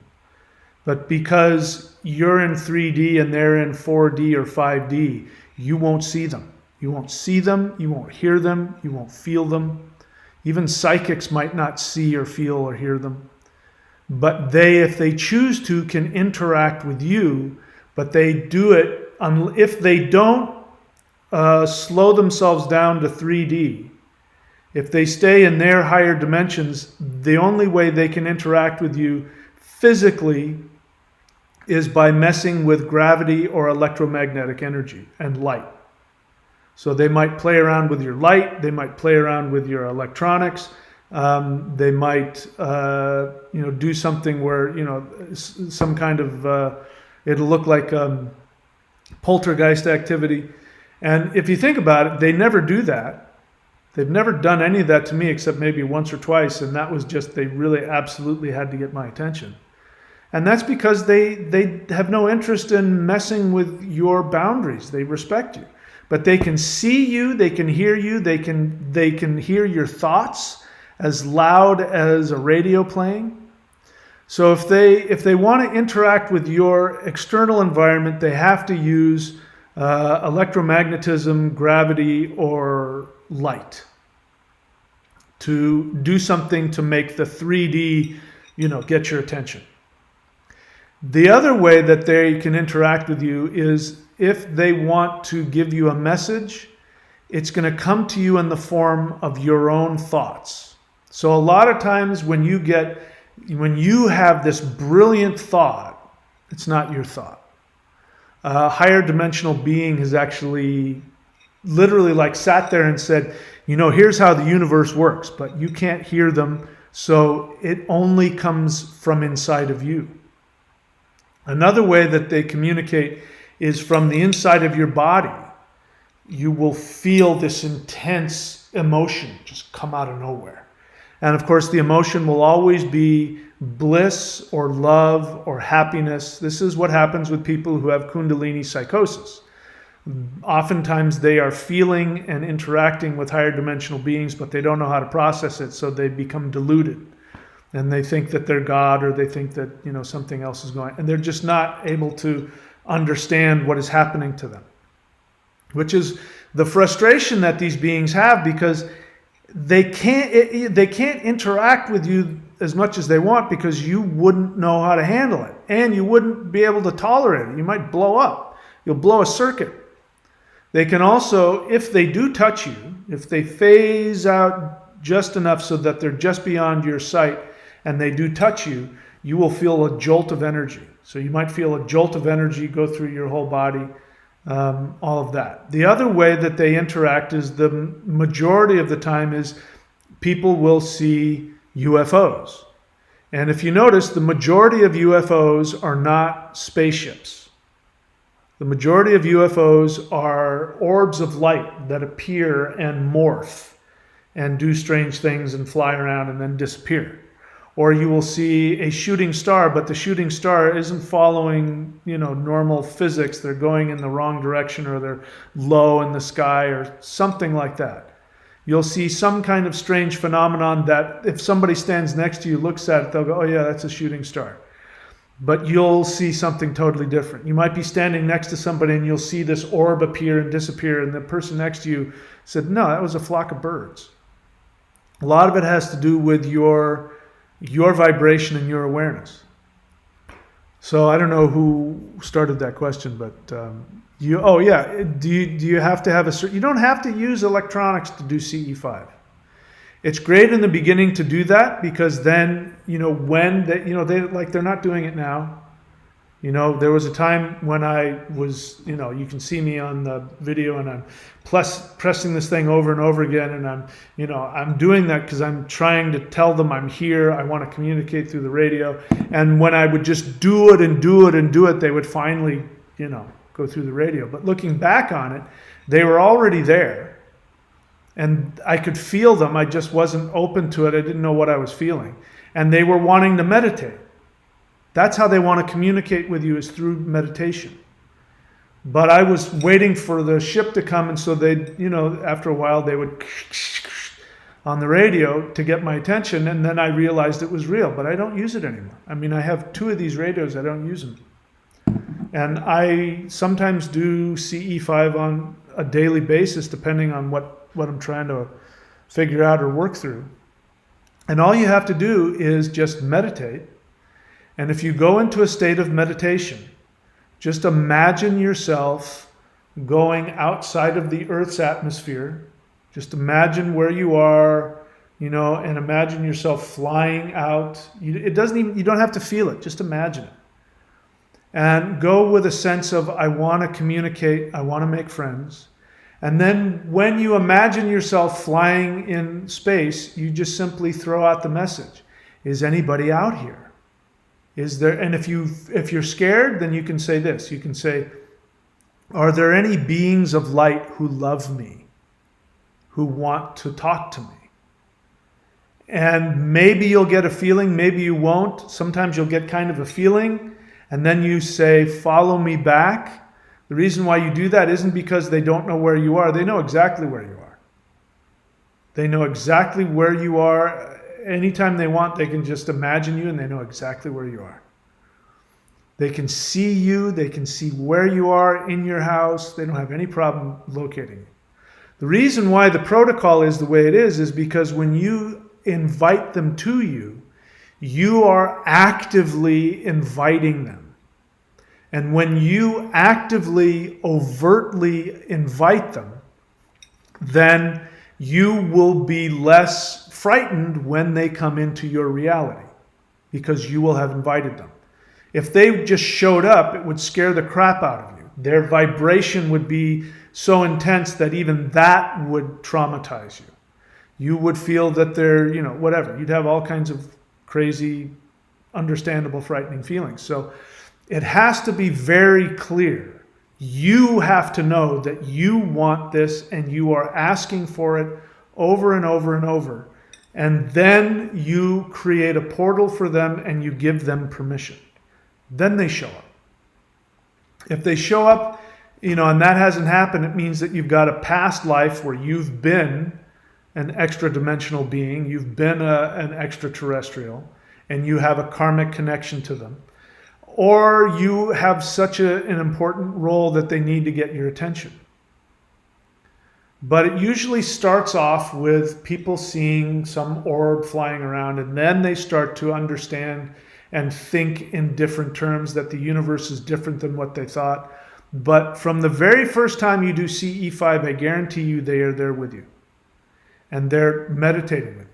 I'll give you an example of one of the funniest CE5s I read about. And I didn't read about it. It was a video. It's a guy on YouTube, and I think I've given the link to it in previous videos. But he says, I've never told anybody this, but I tried CE5 once, and he followed the app. He went out into a field, and out at night into a field, and he took his app on his phone and he followed the meditation that Dr. Greer took him through. And he said he went so deep into the meditation that he was just really high and stoned on all the energy. And then he looked around and he was waiting for the ships to appear, and they never appeared. And he flashed his headlight up at the stars and nothing happened. And then he said, nothing's happening. And he got up and he started walking back to his car. And he looked back to where he was, and there was nothing there. And, I take that back. He looked back to where he was sitting, and he noticed that there was this really faint light. And he was like, what? What the heck is? And he takes his thing and he flashes his headlight at that, and it flashes back at him really brightly. It scared the crap out of him. He ran back to his car, he drove home, and he slept with the lights on.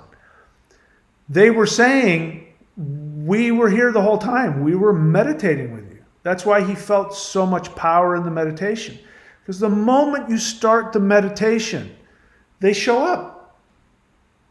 And they meditate with you. And if you absolutely, absolutely need for them to prove to you they exist, they will. But that's not their first inclination. Their first inclination isn't to do that. Because as you saw with my video, it scared me so badly. When my radio got possessed and started doing that, it frightened me so badly. I hurt myself physically. I'm still recovering from it. I'm about 85%, back to strength on my right arm. I mean, I lost all the strength in my right arm, and I was a mess physically because it frightened me so badly. So you don't have to do that if you don't want. I promise you they're there and they'll meditate with you. And if you learn how to do it when you just meditate and put yourself out there and ask for them to come. So there's a way where you can just go out there and say, hi, I'm there, and then they'll interact with you. And then you can invite them back. And for reasons I don't understand, most of the time there's a time delay. So if I go out into the universe and I say, hey, does anybody want to come back to my place and meditate with me? And then if I see them or don't, and then I vector them back to my home, which is a very clear invitation. And I'm saying to them, I know that I am inviting you to this particular spot. This is my house. They have to have that permission or they won't come. So I give them complete permission by vectoring them back, imagining myself going back down into earth, back into my body. Then they have permission, and then sometimes it'll take a few minutes, sometimes it'll take up to an hour, and then they show up. And the way that they show up, because I'll be in meditation, I stay meditating the whole time, sort of in that state between sleep and wakefulness. And I will sometimes chant mantras, or I'll go back and forth, back into space, back into my body. I'll just stay in that space for however long it takes.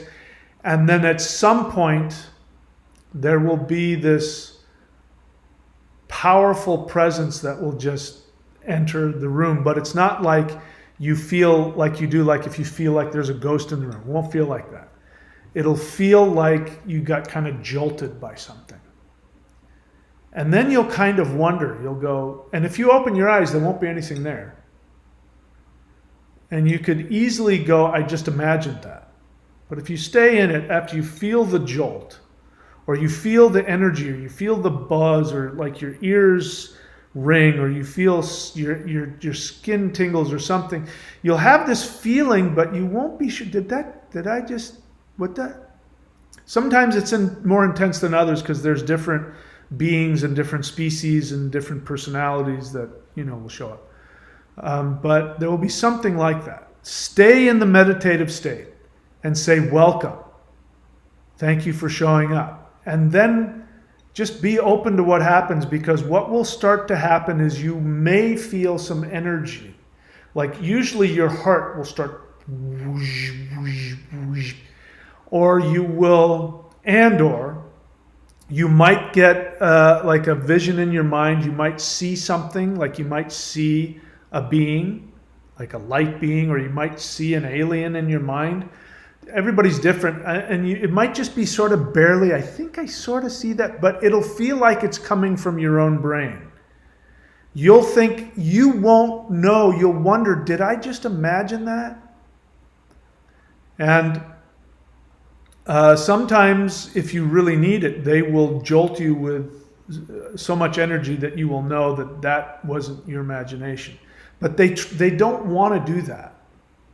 They only do that if you really need healing, or if, there's at least this is my experience anyway. If you really need healing and you really ask for it, they might and just jolt you with a huge chunk of energy. They might take you on their craft in your astral body. You might go on a journey and not see anything, but feel that something really intense is happening beyond your brain's ability to comprehend that something is going on. You might get a message. They might talk to you. They might give you their name. They might tell you, lots of times, almost certainly, they will give you very, very empowering messages. Like you will get this message that you're the most important being in the universe, and what you're doing in your meditations is changing the world, and the whole world needs you, that you're the most important being on the planet. You'll get these kinds of messages, but they'll come through your brain and you'll go, did I just think that? You didn't just think that. And there's a reason for that. And if you want to understand that, I gave a link in a previous video about something just happened where the title just went away and came back on. That was weird. I left a link on a video of sorry, I just got distracted. What was I saying? I left a link of a video of Carl Sagan, and he was talking about what it would be like for a two-dimensional being to interact with a three-dimensional being. And amongst all the really cool stuff, he said if the three-dimensional being gave a greeting to the two-dimensional being and said, hello, two-dimensional being, the two-dimensional being would feel the greeting come from inside of him and then fill his space. And he said that's because he doesn't say why, but he's implying because he's in a different dimension. That's the only way that you can verbally, mentally, or emotionally communicate with a being in a lower dimension. And he said the poor two-dimensional being will think he's going crazy because the feeling is coming from within him. The message is coming from within him. And he's looking around, but it's coming from inside of him. So that's why and there's a truth to it. I've proven it to myself. Sometimes the things that go through my head are just me. It's just my own thoughts. My head will tell me, "Oh, go out. There's going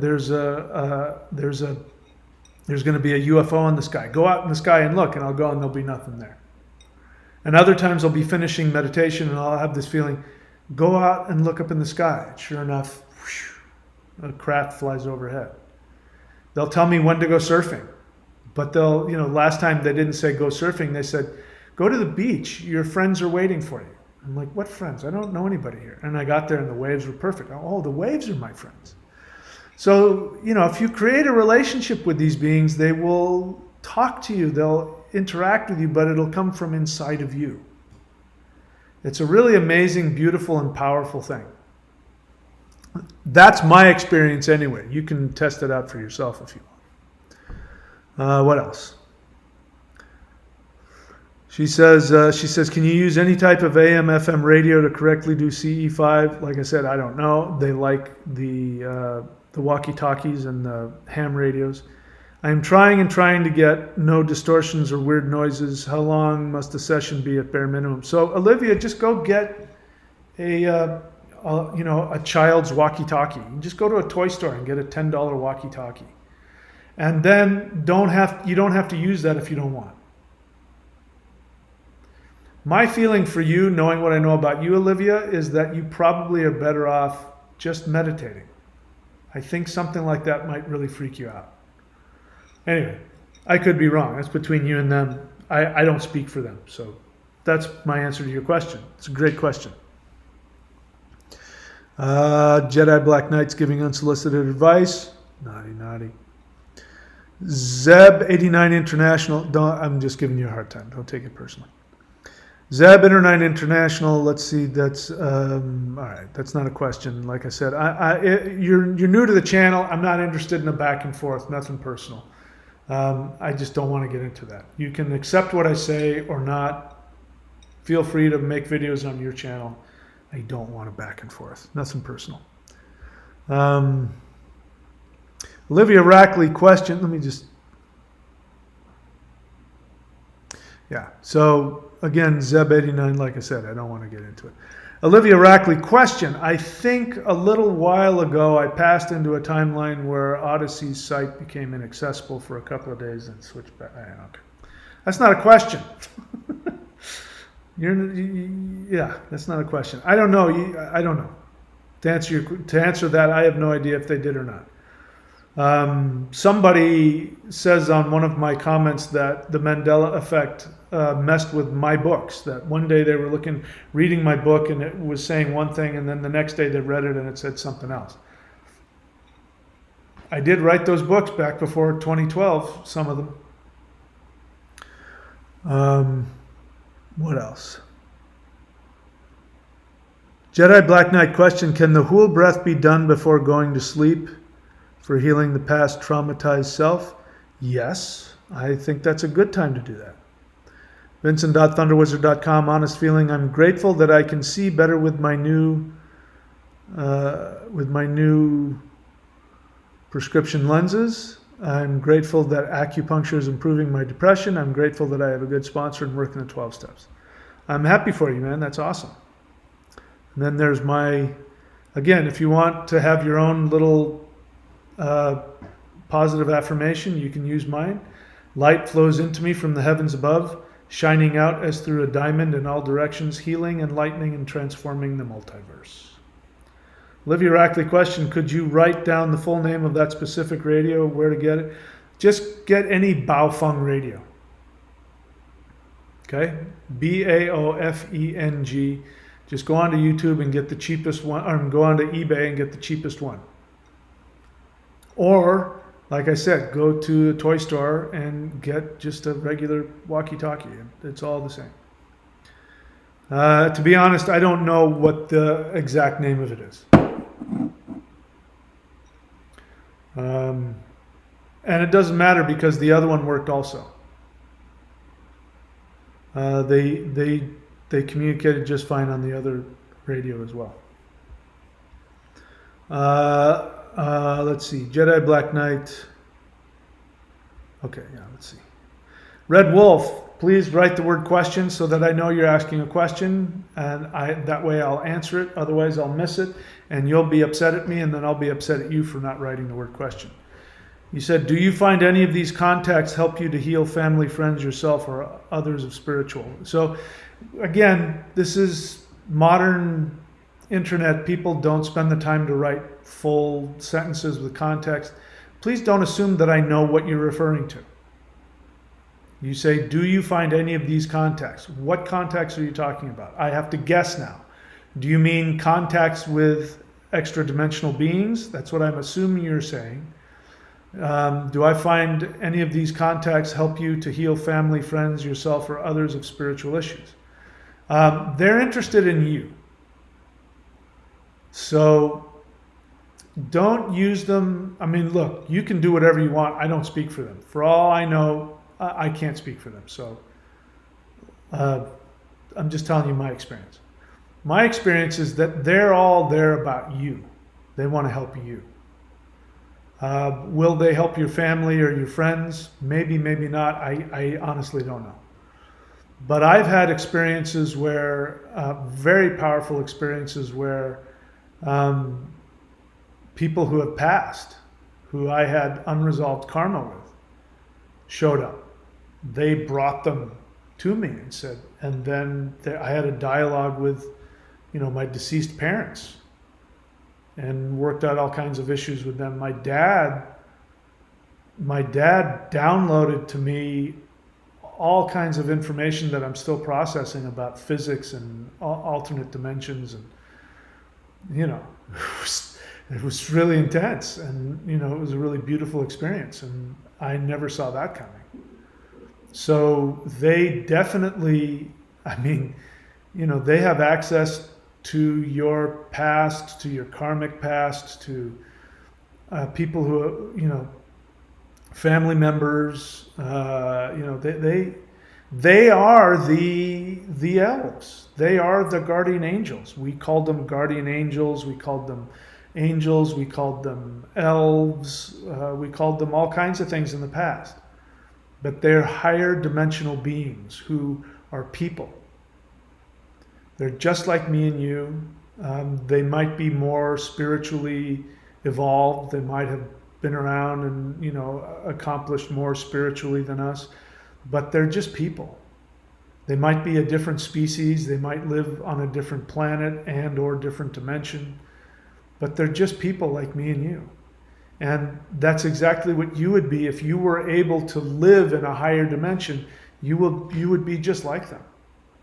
And that's all they are. They're just our friends and our extended family. And in some cases, they are our family. So in some cases, these higher dimensional beings are your son that passed away, your grandparents. They might be karmically connected to you. They might, stuff you can't even imagine. And they know you, number one, because they can see into when they look into our dimension, they see our physical body. They can, they have like X-ray vision. Just like when if we were to look at a two-dimensional reality, the two-dimensional square thinks he's in his house with the door closed and nobody can see him. And we can see right into his house because we're in 3D, so we can just look down and see him. When they look into 3D, they can see into our body, they can see our bones, they can see our organs, they can see our mind, they can hear our thoughts, they can feel our feelings, they can see where we just came from, where we're going, they can see our past and our present. They can jump around in time seemingly.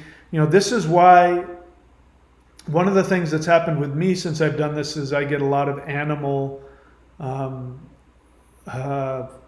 symbolic, the kind of stuff that, our more primitive ancestors, they got a message from birds flying or from, an animal, or a certain animal will cross their path or something like that. I know what's going to happen lots of times based on what the animals are doing around me. And if a snake crosses my path, like right in front of me, I know I'm going to either have an experience or they're calling me to have an experience with them. Certain animals, if if certain things are warnings, I can see when they're warning me not to do something. It's going to cause me trauma. It's going to be painful, and I avoid. Sometimes I want to do CE5, and there will be an animal sign that will say, "Don't do it today. This isn't the day." And that's because I'm still processing the previous CE5, and if I were to do them both together, it would be like taking too much medication, UOD. So you can create an interaction with them, and it's now you're a shaman. I can actually say now, I've been teaching shamanism for years. I can actually say now I'm a shaman, without blinking an eye, because I get messages from the animal world. I get messages all the time inside of me, psychically. I can see things that I couldn't see before. I can see things in people I couldn't see before. Things are happening in my meditations. I'm traveling through time, all kinds of stuff. And it's because of them simply turning up the dial on the energy frequency in my body. And obviously my own karma has gotten to a certain point. Anyway, I'm getting off topic here.